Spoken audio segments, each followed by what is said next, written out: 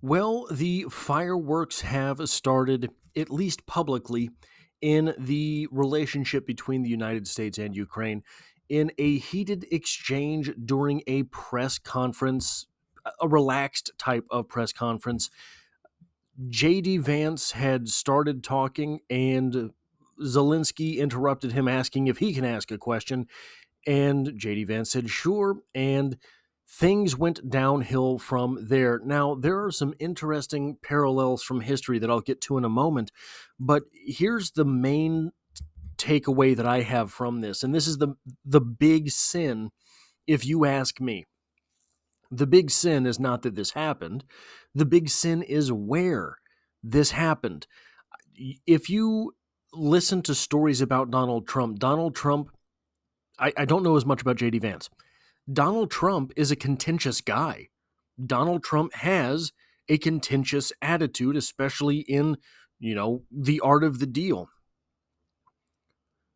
Had Zelenskyy made these points and made them as spirited as he did, behind closed doors, I don't think anything happens.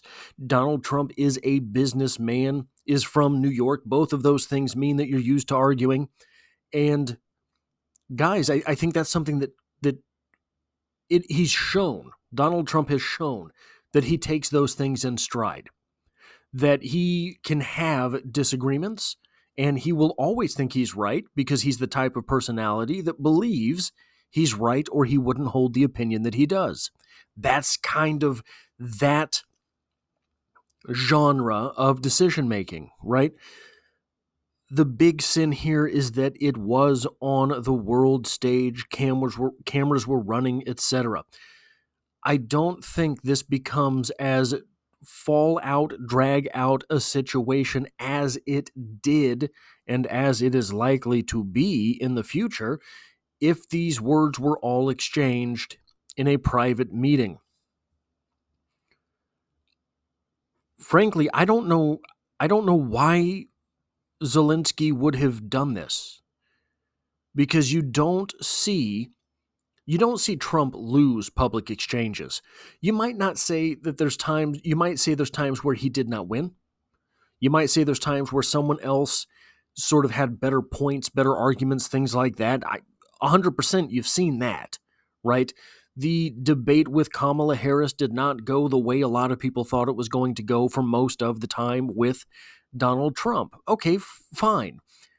It's difficult to say he lost because what he does is he's very good at making sound bites. He's very good at making moments. He's very good at delivering quotes. He's very good at presenting sort of meme-like moments. So I don't know why you would pick the moment you're in front of cameras to have the talking points that they had. Now, in the sake of fairness, I don't think that what Zelenskyy was saying was particularly corrosive. I don't think that what Zelenskyy was saying, the ideas that he was putting out there, were really all that negative. Okay? I really don't. I think that he was going through the history of things, and that's not the way that Donald Trump and JD Vance are looking at the situation. The way JD Vance and Donald Trump are looking at the situation is this is the moment we have.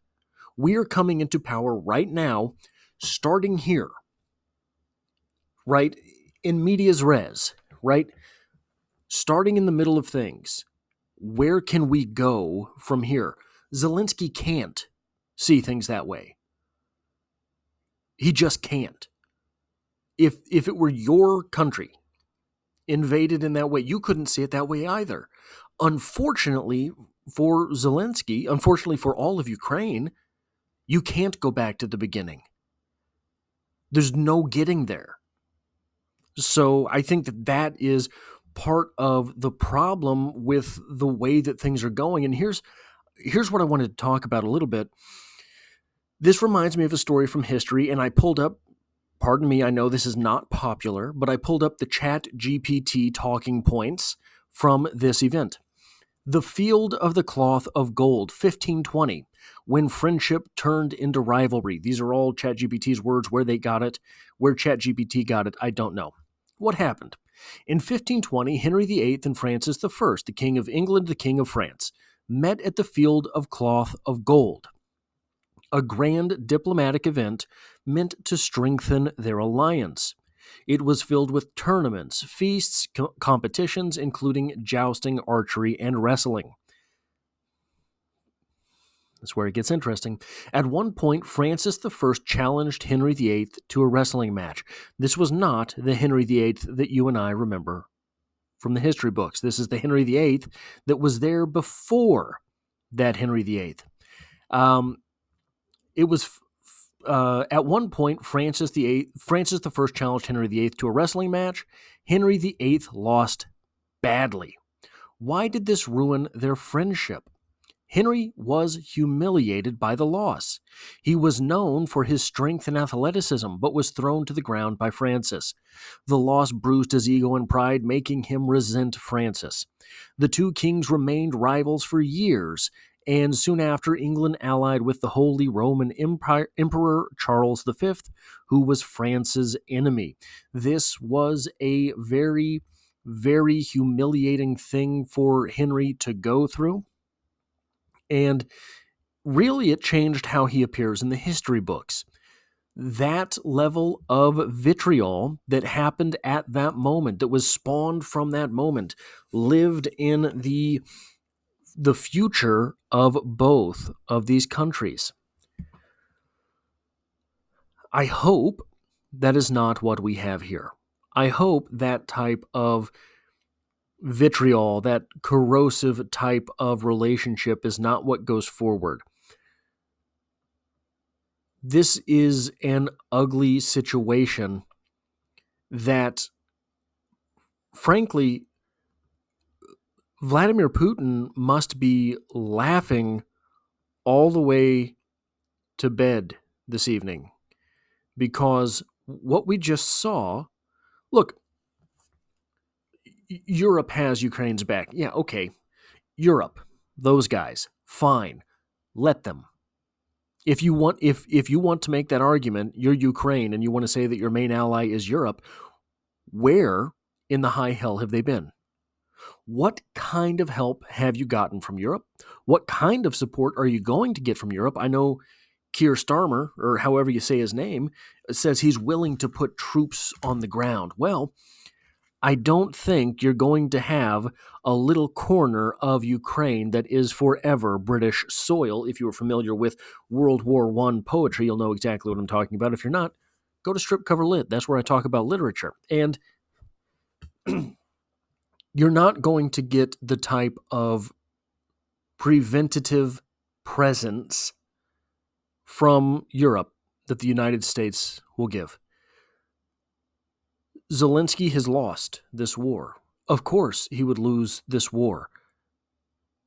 It's, quite frankly, incredible that they have lasted as long as they have. That is impossible for Zelenskyy to swallow. I can understand that. I can't understand where Zelenskyy is. I hope I am never in that position. He made it worse today. I'm afraid that perhaps on some level, everyone made it worse today. Everyone with the exception of Russia. And that is a miserable revelation for this moment in time. Do I believe that if there is a ceasefire, that is all we will see from Russia in this portion of the world? No. No, I don't. We have a lot of history backing up that no, that is not going to be all that we see from Russia in this part of the world. Do you have to have it right now? Yes. Are you any closer to that today because of this press conference and Zelenskyy being incensed? And I can understand that he was incensed. I can understand that he's angry. I can understand that he's probably at wit's end all the time.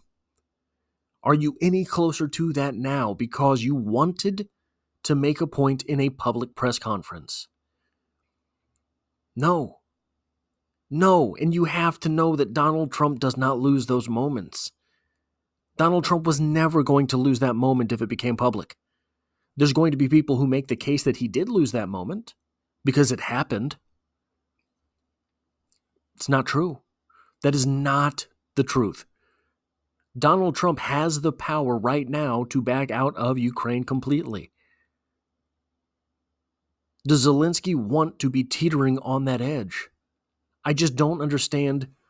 I don't understand what was there to be won for Zelenskyy in that moment.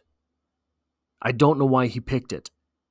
I don't know what the thought process was there. And the reports are now that he was dismissed from the White House early. Didn't even get the lunch that he was there for.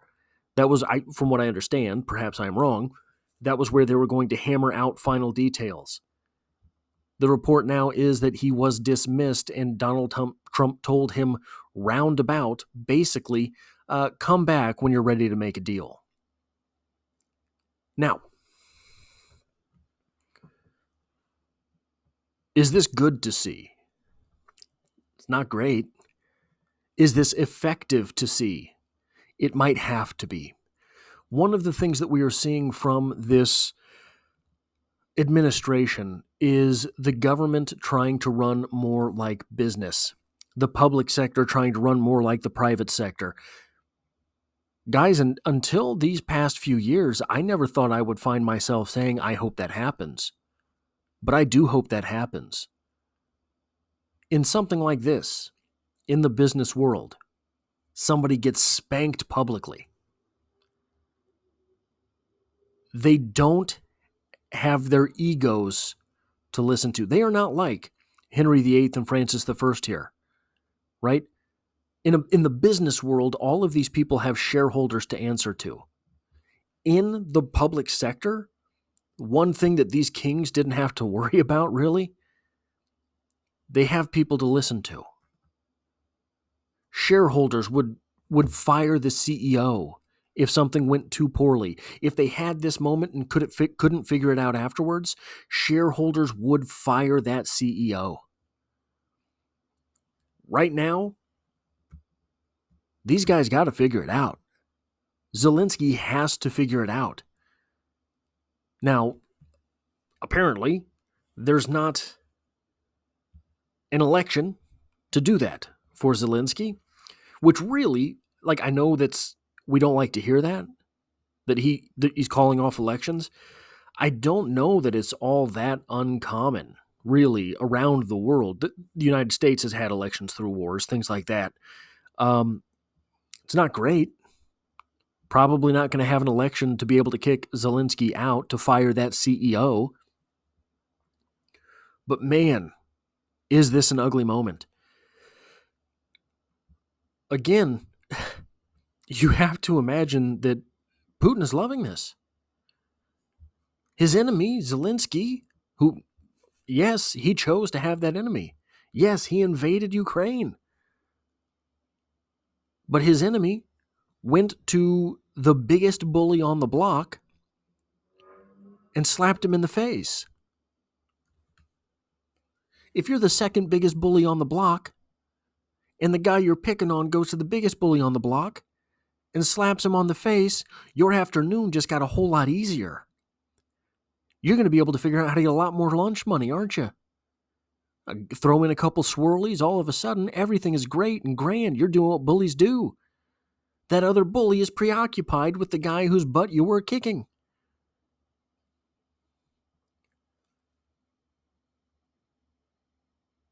It will be... I don't know how to contextualize this.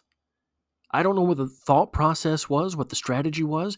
One thing that is interesting, look, earlier I said Donald Trump doesn't lose these exchanges, right? Love him or hate him, you have to recognize that.